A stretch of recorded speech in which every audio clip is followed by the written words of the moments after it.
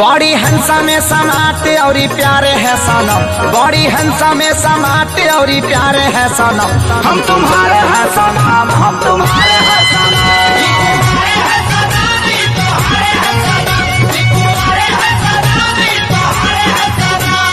अरे जाना अपन अपन काम करो। उहे चीजवा मांगले बलमुआ जवान डॉक्टर साहेब मना किए हैं। उहे चीजवा मांगले बलमुआ जवान डॉक्टर साहेब मना किए हैं। जनती जटी कुली पे सैया जिलू भाई जइहे, जनती जटी कुली पे सैया जिलू भाई जइहे। तो किस्म किस्म के हम लगौती छोटकी नदी रे। बीच सफर में कहीं मेरा साथ छोड़ के, तुझको कसम है नहीं हो जाना दिल तोड़ के। कैसे मैं बताऊं तुझे, कैसे करी हम राजा जी बखान, तोहर होठ के छोट मुस्कान देख के हम ढाहिले।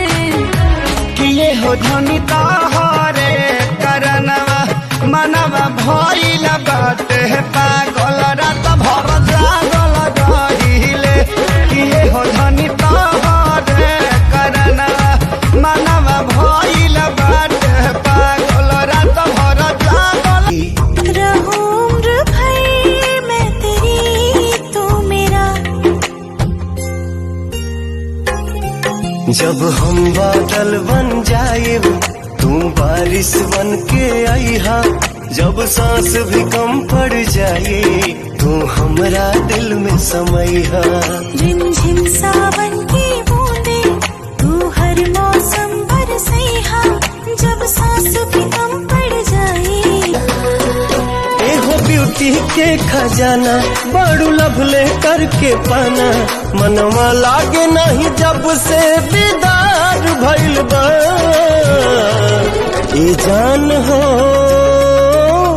तोहरा से प्यार भइल बा। ए जान हो सचहु के प्यार भइल बा। सच के सवर के दिलवा के घर में डलले बारू डाका। बनी कन्फ्यूज तनी कर कन्फर्म बात कहा तू पाका। पेन्हले तू सूट सलवार बारू हो, मैरिड बारू की कुवार बारू हो। पेन्हले तू सूट सलवार बारू हो, मैरिड बारू की कुवार बारू हो। तू अपना छोटकी बहिन से हमारा सेट करा देना। दिल भर